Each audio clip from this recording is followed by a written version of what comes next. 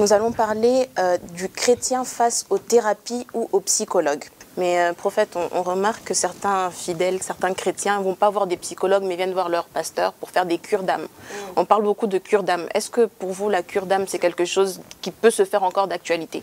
C'est un truc c'est un mouvement qu'on a commencé à constater chez les francophones, mais qui a commencé d'abord chez les anglophones, où nous voyons des prédicateurs dire ouvertement que les chrétiens peuvent aller voir des thérapeutes. C'est-à-dire, en dehors de la parole de Dieu, qui est censé nous nourrir, on peut aller voir, consulter un thérapeute ou un psychologue. Des païens. Plus on commence à suivre tout ce que les mondes nous amènent, on finira par dire aux gens qu'on va faire la messe à l'église. Exaucé Lungu TV. Shalom chers téléspectateurs, nous vous souhaitons le ou la bienvenue dans votre chaîne Exaucé Lungu TV, votre chaîne 100% prophétique qui vous procure la vie en Jésus-Christ. Aujourd'hui, nous sommes de retour dans notre plateau avec notre invité d'habitude, le prophète Exaucé. Bonjour Anna. Bonjour prophète, vous allez bien? Ça va, grâce et toi? Grâce prophète. Bonjour prophète. Bonjour Joy, ça va? Je vais très bien et vous? La grâce est là. Quand la grâce est là, tout va bien. Amen. Donc je suis aujourd'hui avec ma collègue Jemima, comme vous avez pu voir, et on va aborder un thème assez particulier aujourd'hui. Nous allons parler du chrétien face aux thérapies ou aux psychologues. Donc nous pensons que le prophète est là pour nous éclairer et pouvoir nous directionner par rapport à ce thème-là. En effet, on a pensé à ce thème parce que c'est un truc c'est un mouvement qu'on a commencé à constater chez les francophones, mais qui a commencé d'abord chez les anglophones, où nous voyons des prédicateurs dire ouvertement, et des prédicateurs sont connus sur les réseaux sociaux, dire que les chrétiens peuvent aller voir des thérapeutes. C'est-à-dire, en dehors de la parole de Dieu, qui est censé nous nourrir, on peut aller voir, consulter un thérapeute ou un psychologue. Des païens. Plus on commence à suivre tout ce que les mondes nous amènent, on finira par dire aux gens qu'on va faire la messe à l'église. Oui, un jour, les gens finiront par dire dimanche messe. Oui. Ouais, parce que il y a des choses, vous savez, on doit demeurer dans la parole de Dieu. Je vais répondre à ces termes. La Bible dit dans Jean chapitre 10, le verset 27, « Mes brebis entendent ma voix. Je les connais et elles me suivent. Mes brebis entendent ma voix. » Là, il s'agit de Christ qui parle étant berger. Mais Jésus, en partant, il a dit, la Bible déclare, étant monté au ciel, il a fait des dons aux hommes. Il a confié le ministère aux hommes afin qu'ils puissent paître son troupeau dont ils devaient en rendre compte. Donc, cela veut dire que pour devenir berger, on doit d'abord, a priori, être une brebis. On a été encadré, on a été disciple, on a été encadré. C'est là où on va atteindre la dimension d'avoir la maîtrise pour maîtriser le brebis ou les disciples. C'est-à-dire pour être maître. Et il y a déjà un problème. Lorsqu'on n'a pas la matière qu'il faut, on va commencer à trouver des solutions autres que celles qui viennent de la parole de Dieu. Et automatiquement, on va à la compte de la parole de Dieu. En fait, ça soulève beaucoup de questions parce que déjà, si quelqu'un qui prêche peut le dire ouvertement, en gros, c'est comme si la personne disait « Je n'ai pas la solution, je ne peux pas vous apporter la solution. » Mais le monde peut vous la donner. Exactement, le Saint-Esprit ne peut pas le faire, alors le monde peut le faire. Tu sais, suivre une thérapie, c'est quoi? Suivre une thérapie, c'est aller à un endroit pour se faire entendre. Exactement. C'est comme une personne qui... C'est comme un cri de détresse. Bon, je ne me fais pas entendre, j'ai besoin de quelqu'un qui va m'entendre, premièrement, et deuxièmement, qui va me comprendre, troisièmement, qui va me donner raison par rapport au penchant que j'ai pu prendre. Et puis après, ça sera, vous remarquerez, ces gens-là, ils ont leur nom inscrit dans ces genres d'endroits et ils reviennent de temps en temps, c'est comme un traitement. Pendant que la pensée du Seigneur concernant nous les enfants de Dieu est que nous puissions être, en fait, manifester sa vie parce que nous sommes comme lui. Nous devons manifester cette vie-là. Je m'explique. Lorsque quelqu'un naît de nouveau, la Bible dit si quelqu'un est en Christ, tu es une nouvelle créature. Tu reviens dans ta maison et tu redeviens comme Dieu t'avait créé au commencement. Parce qu'au commencement, Dieu avait créé l'homme à son image, à sa ressemblance. Maintenant, à cause de la chute, l'homme s'est éloigné de Dieu.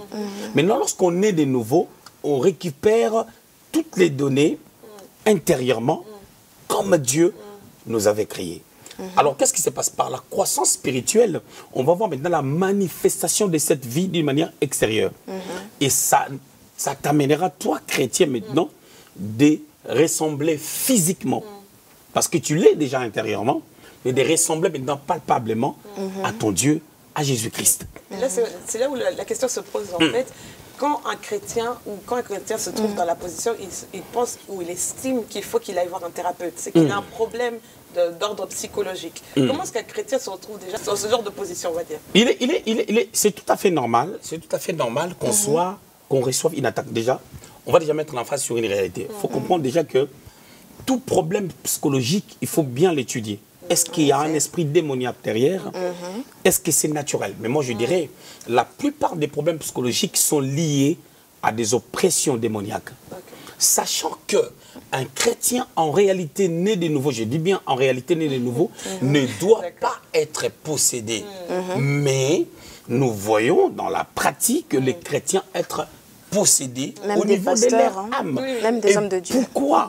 C'est juste parce que les gens ouvrent des portes à l'ennemi qui rôde tout autour. Est-ce que vous pouvez peut-être expliquer à quelqu'un, parce qu'on a une audience assez large, on a des personnes qui sont peut-être nouvellement converties, qui ne savent pas peut-être c'est quoi une oppression démoniaque? Très bien. Voilà. Dans tout ce qui est lié aux attaques démoniaques, il y a ce qu'on appelle l'oppression, je vais expliquer. Il y a la possession, et puis il y a l'obsession. Voilà. Je commence par l'obsession. L'obsession, c'est lorsque une personne elle-même est obsédée par quelque chose, c'est-à-dire a envie de pouvoir s'adonner ou s'adonner à quelque chose bien qu'il ne peut pas l'avoir. En effet. Je veux aller dans une certaine direction, c'est moi. La direction est mauvaise. Cette direction est accablante. Ça va me créer des problèmes. Mais je veux, je sais que c'est pas bon, mais je le vais. Tu vas remarquer, à ce niveau, c'est même pas le diable, mais c'est toi. Pourquoi? Parce que nous avons l'âme. L'âme, c'est le centre des sentiments et des émotions. Maintenant, l'âme est influencée négativement parce que l'âme ne trouve pas de bonnes ressources qui viennent de Dieu. Parce que l'âme de l'homme est ressourcée par l'influence de son esprit, l'endroit où habite le Saint-Esprit. Et lorsque maintenant il n'y a pas une bonne influence entre l'esprit et l'âme, et que l'âme commence à s'égarer, l'esprit perd le contrôle de l'âme. L'esprit perd le contrôle de l'âme juste parce que l'esprit n'est plus fort, parce que notre esprit doit se fortifier en Christ. C'est pour cela que l'adoration s'est faite en esprit. Pour que notre esprit soit fort afin de pouvoir gérer notre âme.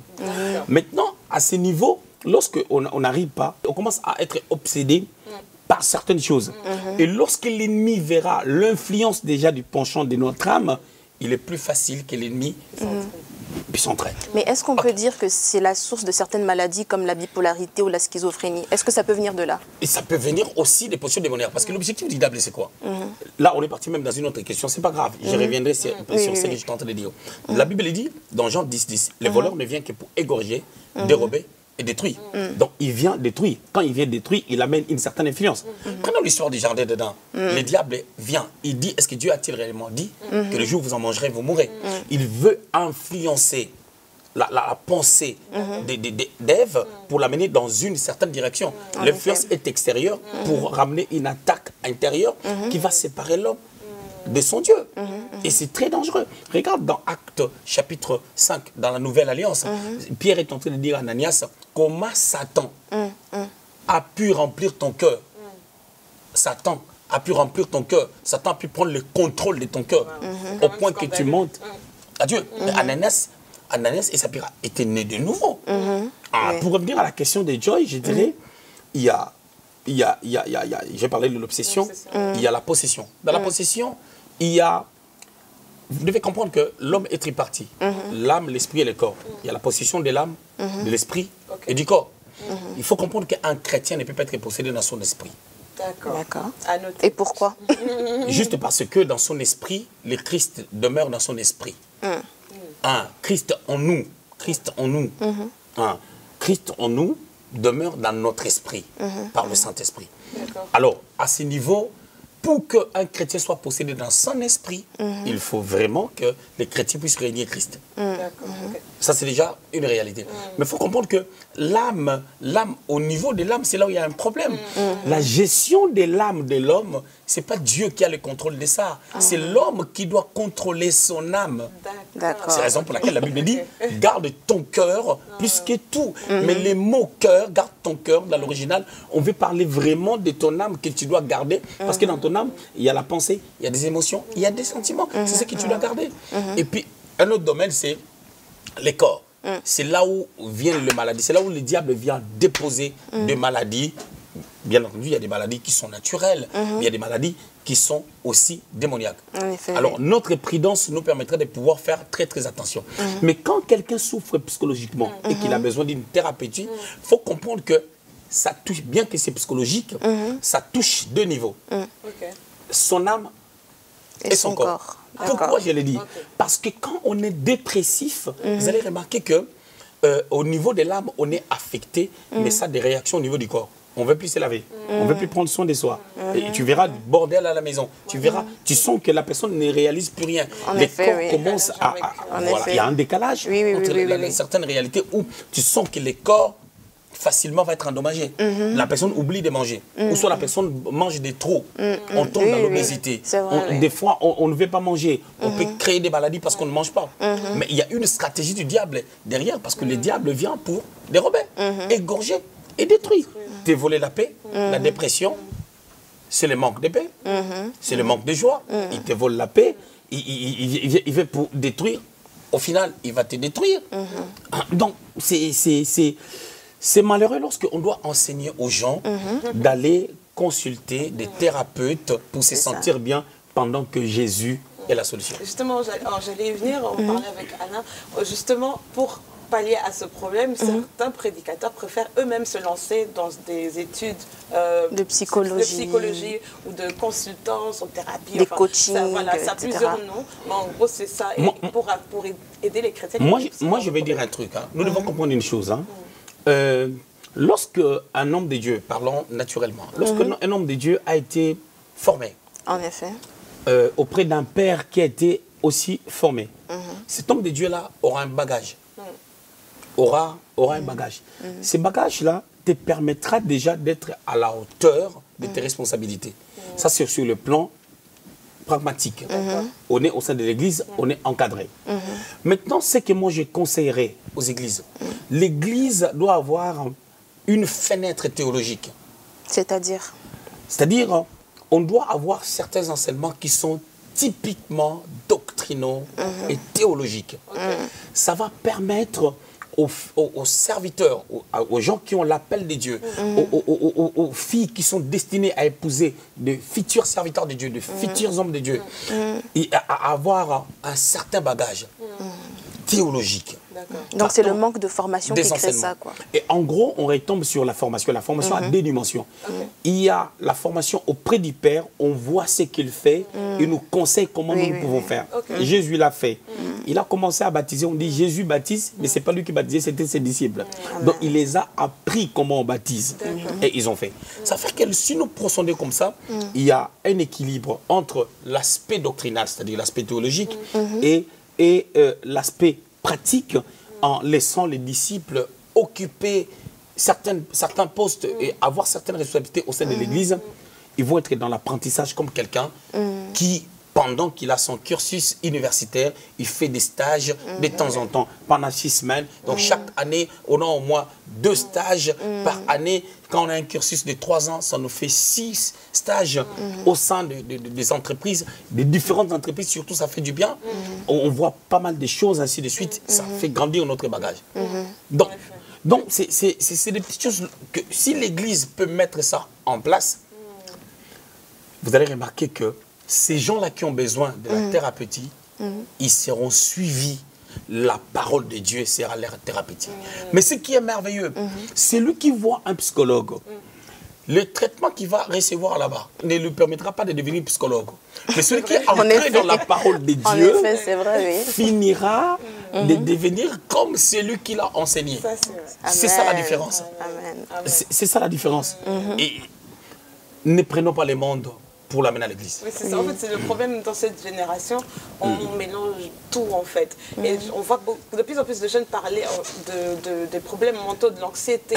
Surtout l'anxiété, c'est surtout pendant la pandémie, beaucoup de jeunes se sont retrouvés anxieux par rapport à leurs études, par rapport à tout ce qui se passe à la vie de tous les jours. Et on voit ça de plus en plus en Europe, j'ai l'impression. Oui. Je vais vous dire un truc. Hein. Je vais vous dire un truc. Si on retourne dans la parole de Dieu, on lit 1 Roi chapitre 17. D'accord.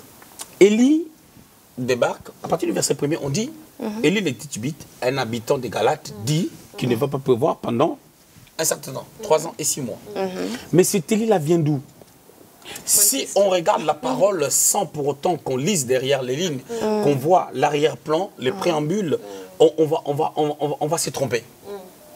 Mais lorsqu'on dit pourquoi, quelle puissance pour s'élever comme ça, dire qu'il ne va pas pleuvoir, et ça se fait.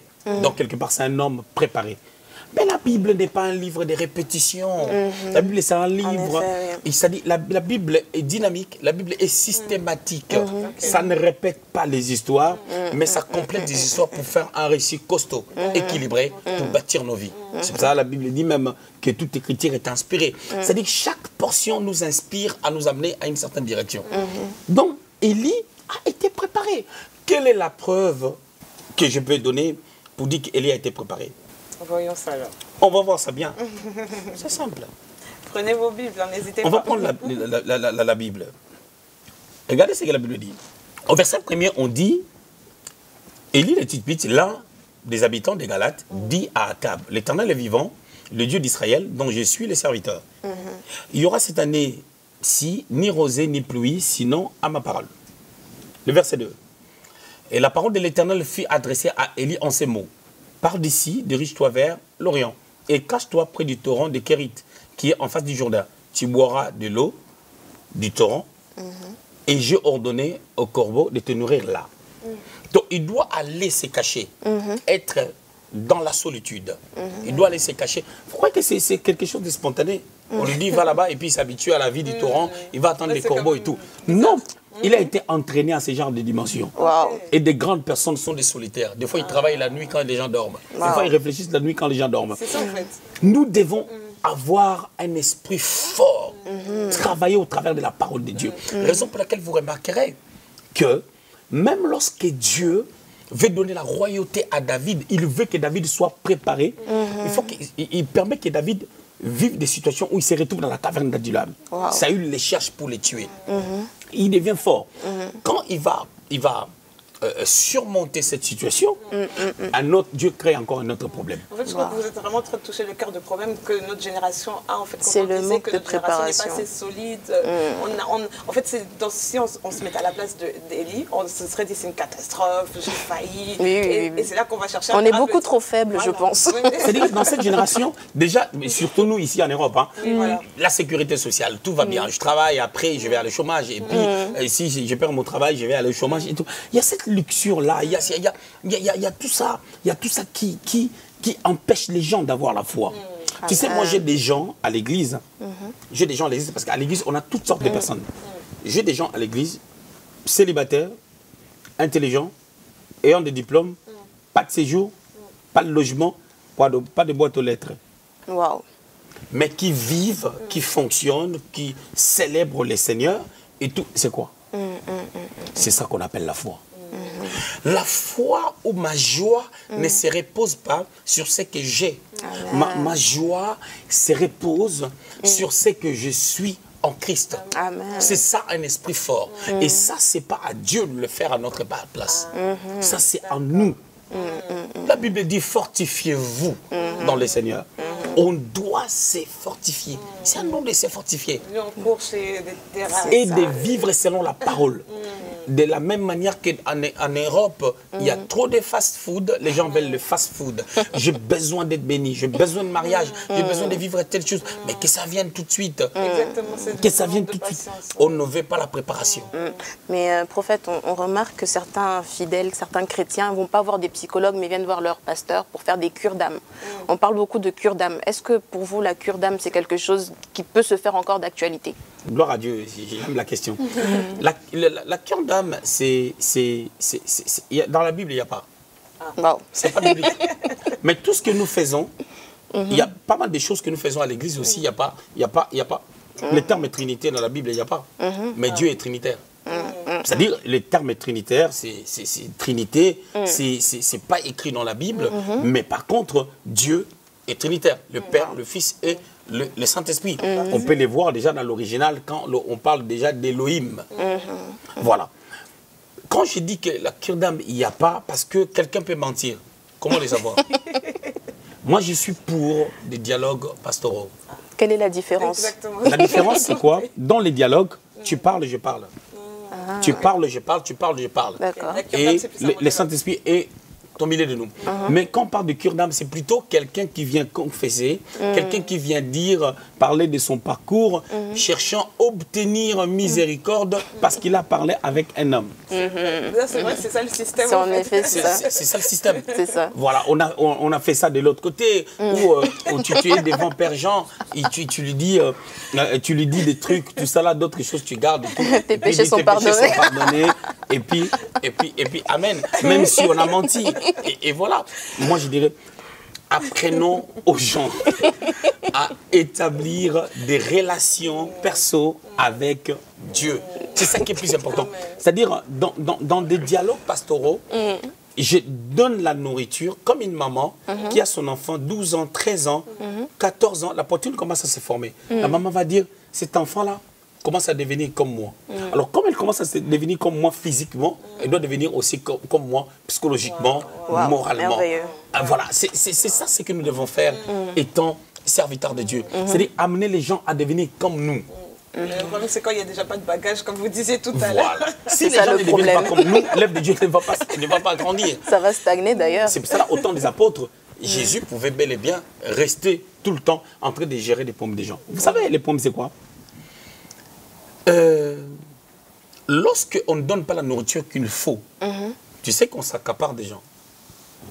Oui, parce qu'on devient dépendant. Mais c'est une portion de la loi. Waouh. Sous la loi, Moïse s'assoit comme ça. Exode chapitre 18, il gère des problèmes de tout le monde. Non seulement il garde ces gens-là être des bébés spirituels, et lui-même il s'épuise. Waouh. Tu comprends? Jéthro est venu pour lui donner un conseil. Mais Jéthro était sacrificateur. La pensée, les conseils de Jéthro a touché vraiment le cœur de Christ. Christ est venu pendant 3 ans et quelques mois, pendant 3 ans et demi. Qu'est-ce qu'il a fait? Il est venu, il a formé les gens, il a mené des pécheurs, des personnes, des va-nu-pieds, des personnes de la populace à devenir des apôtres qui peuvent se tenir au devant des gens. Pierre, qui n'avait pas étudié, pouvait être capable de parler et 3000 personnes étaient impactées. Qui était impacté par la prédication de Pierre? Il y avait des hellénistes et il y avait des gens qui étaient venus de partout du monde entier. Quand on regarde Actes chapitre 2, tu vas voir Pierre parle à un auditoire mitigé, à un auditoire mélangé. Il y avait plusieurs classes de personnes, mais les gens étaient touchés par un pécheur qui parle. C'est pourquoi? Parce qu'ils avaient vu un pécheur qui ne parle pas comme un pécheur, mais parle comme le Christ. C'est ça. C'est profond.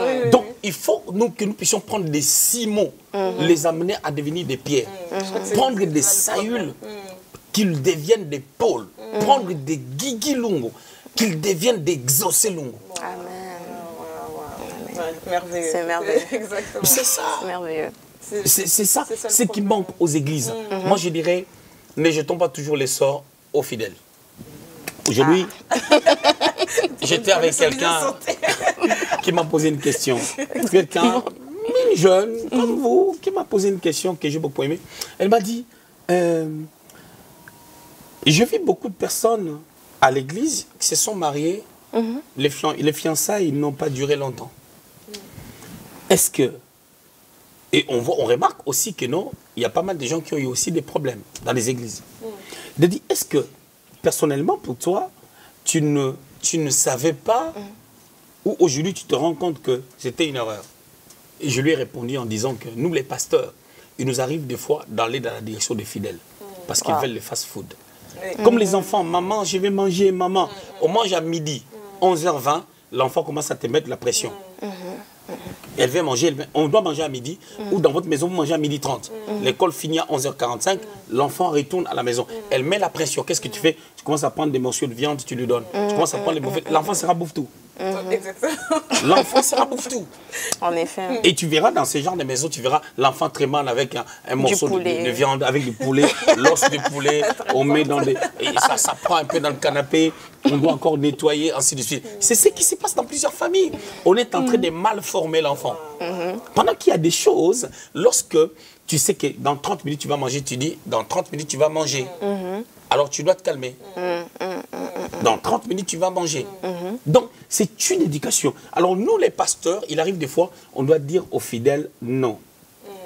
Vous allez vous marier dans 2 ans. Wow. Je vais voir votre maturité, je vais voir comment vous fonctionnez. Je ne fais pas le flic, faites votre vie. Si vous passez votre vie à tomber, machin, tout ça, Dieu est fidèle. Dieu sera au contrôle. Et puis, donc, il faut que nous puissions amener les chrétiens à vivre la vie de Dieu. Amen. Je ne dis pas que dans tous les cas, tout le monde doit se marier avec le fiançailles de 7 ans, de 3 ans, de 2 ans. Je ne dis pas ça. Mais je suis en train de dire seulement que soyons spirituels, soyons prophétiques. C'est ça. Et que la marche avec Dieu, regardez, ils étaient à 12 tout autour du Seigneur. Est-ce que les 12 ont prêché au même moment? Est-ce qu'ils pouvaient prêcher dans Actes chapitre 2 et tous au même moment? Non. On ne parle même pas là où Thomas a prêché. Mais Thomas, c'est lui qui a évangélisé Inde. Donc, il était à Jérusalem, il était dans l'arrière-plan, mais en Inde, il était un leader. Wow. Donc, nous devons savoir que donnons la nourriture qu'il faut et au temps convenable aux fidèles. On ne commence pas le matin, comme ça tu as ton enfant, tu lui donnes 8 h du matin, il frite déjà, McDonald's. Ça craint. Donc, le problème déjà, c'est la qualité de la bouffe McDonald's. Et puis, la deuxième des choses, le matin. Donc, même si c'était des frites fait maison, on ne donne pas ça à 8 h du matin. Donc, il faut apprendre aux enfants. Les matins, c'est le petit-déj. À midi, pardon, on va déjeuner. Oui. Et les soirs, on va dîner. Oui. Vous avez dit quelque chose de merveilleux. Vous avez dit que les fidèles manipulent les pasteurs et les pasteurs aussi manipulent les fidèles. Pour en venir à ça, est-ce que cet exemple que vous venez de donner, c'est une manipulation du fidèle envers le pasteur? Quand est-ce que le fidèle me manipule? Le fidèle me manipule lorsque mon papa, j'aime tellement ce frère-là, le frère Jacques, quand je le vois, je dis, oh, frère Jacques, mon papa. Alors nous aussi, on s'est dit, oui, ma fille, tu sais, on va mettre le frère Jacques en prière. Pour le cœur de frère Jacques soit touché. Jacques soit touché. Oh Jacques. Tu comprends un peu? C'est-à-dire, mon amour envers ma fille spirituelle commence à m'influencer. Ça peut être la manipulation. Derrière ça, il peut y avoir un esprit de manipulation. Wow. Oui. Et nous devons aussi dire à nos filles spirituelles, ma fille, tu sais que ton papa t'aime beaucoup. Tellement beaucoup. Il souhaite tellement ton bien. Faisons des choses de telle manière. Un autre problème, les pasteurs ont peur que le fils et le fils spirituel puissent quitter l'église.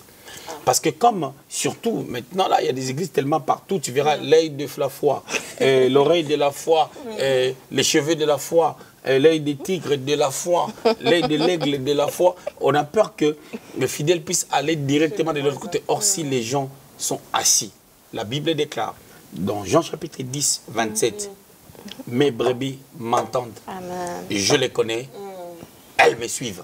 Tu comprends? M'entendent. Ils n'entendent pas n'importe qui. C'est-à-dire, même si je leur donne une pilule amère, les enfants d'Israël en Égypte devaient sortir.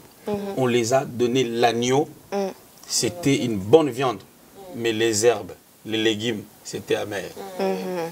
Donc, 2 tendances. Ils étaient obligés de manger pour sortir. Donc, si nous nous tenons fermes, avec douceur, avec amour, face à le fidèle de l'Église, le fils et les filles spirituels, ils mangeront les herbes amères avec l'agneau. Ceux-là qui ne voudront pas manger, ils vont partir, ceux qui n'étaient pas de notre pâturage. Acceptons aussi de perdre. Exactement, oui, c'est ça souvent le problème. C'est exactement ça. Du coup, donc pas besoin d'aller voir des thérapeutes, pas besoin d'aller voir des psychologues. On n'a pas besoin, c'est un mélange, c'est la cacophonie, c'est le syncrétisme même, je dirais. C'est le syncrétisme, c'est un mélange de tout. C'est un mélange. Donc, ce mélange-là fait que j'écoute la parole de Dieu à l'église, j'écoute de l'autre côté, on est mélangé. En effet. Tu sais déjà, un bon disciple doit plus écouter son père et moins écouter qui que ce soit. Faut-il encore savoir si on est disciple? Déjà, il faut savoir est-ce qu'on est disciple. Et on doit savoir aussi est-ce que le Père a la matière. Ah, c'est le Beaucoup de problème. questions. Chaque serviteur de Dieu qui n'a pas la matière n'est pas Père. Donc, on peut être serviteur de Dieu, mais pas père. On peut être serviteur de Dieu et pas Père. Et quand Déjà, est-ce qu'on sait qu'on devient père? Il y a une nomenclature par rapport aux serviteurs de Dieu. Il y a des man of God et il y a des serviteurs de Dieu.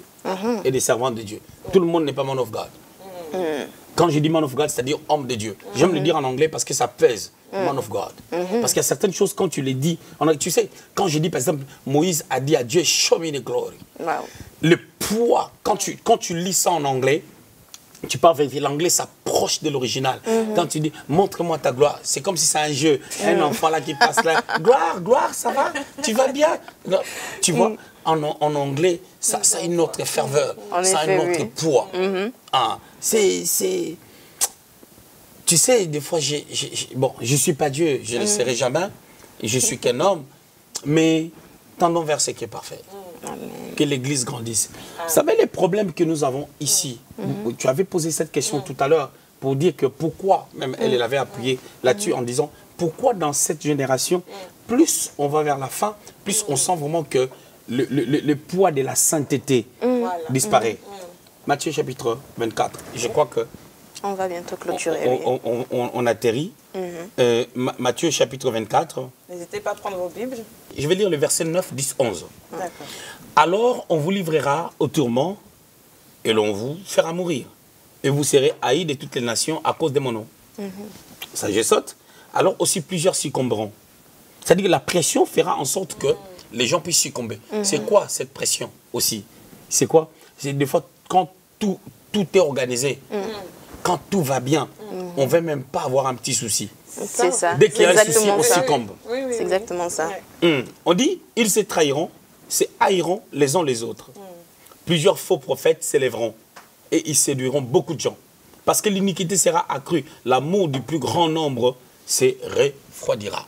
Ça, ce sont des choses que Jésus a prophétisées, qui ont commencé à s'accomplir depuis 1970. Wow. Jusqu'à nos jours.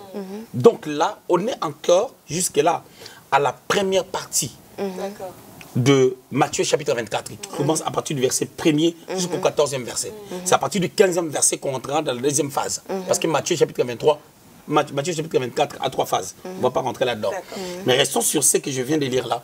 C'est-à-dire, la foi de plusieurs personnes se refroidira. En effet. Paul le dit encore dans Timothée, il dit dans les derniers jours, plusieurs personnes abandonneront la foi et s'attacheront aux fables. C'est-à-dire, ce sont des choses, pourquoi ça doit arriver au temps de la fin? C'est juste parce que c'est la fin, l'ennemi ne veut pas être détruit seul. Et nous, les chrétiens, nous devons être illuminés, comprendre quel temps nous sommes en train de traverser. C'est ce que Paul avait dit aux Romains. Et dans Romains chapitre 13, le verset 11, il dit, c'est le temps de se réveiller du sommeil. Celui qui se réveille du sommeil a entendu un son des cloches du réveil. Tu peux entendre le réveil, tu l'éteins d'abord pour 5 minutes. Mais les 5 minutes là ne te donnera rien. Réveille-toi seulement. Mais on dit bon 5 minutes. On va se rendre compte qu'on devait se réveiller à 8h30, faire certaines choses et commencer le travail par exemple à 9h30, où on devait se réveiller à 8h, mais on dit bon, je dors 5 minutes. On a dormi 45 minutes. Effectivement, c'est ce qui se passe. Et c'est ce qui se passe. Les gens restent au lit, tranquillement. Moi, quand mon réveil sonne, je me réveille. Je n'ai jamais fait l'histoire de je vais dormir 5 minutes. Parce que les 5 minutes là, ça ne paye pas. Non, pas du En tout. effet. Non, mais on a été beaucoup édifiés par ce que vous avez dit, prophète. Nous arrivons vers la fin de notre émission. Gloire à Dieu. Et on pense que peut-être qu'il y a une personne qui est en train de nous suivre, qui est peut-être en train de passer dans des moments très difficiles. Et nous voudrons demander au prophète s'il a un conseil, quelque chose à dire à une personne qui vit des troubles, qui a besoin peut-être de voir des psychologues, qui a été ordonné par des médecins pour voir des thérapeutes. Avez-vous quelque chose en particulier à dire à Ce cette que je personne? vais dire, je vais parler comme le Seigneur avait dit. Laissez les morts enterrer leurs morts. Laissez ceux-là qui vont de l'autre côté, voir des thérapeutes, le faire. Ne les empêchez pas. Mais nous, enfants de Dieu, restons attachés à Jésus-Christ. Il est le chemin, la vie et la vérité. C'est notre thérapeute. Amen. Et en lui, nous avons la thérapeutique. Amen. Que Dieu nous bénisse. Merveilleux. Wow. Amen. Merci beaucoup, chers téléspectateurs, de nous avoir suivis aujourd'hui dans cette émission. Nous vous convions à partager cette vidéo, à inviter d'autres personnes également à pouvoir la voir. Et nous nous retrouverons très bientôt pour une prochaine émission. Du nouveau sur Exaucé Lungo TV. Exaucé Lungo TV, la chaîne qui vous procure la vie en Jésus. Des nouveaux concepts basés selon vos attentes sur l'éducation familiale, coaching, ministère, finances, mariage et la jeunesse. Exaucé Lungo TV.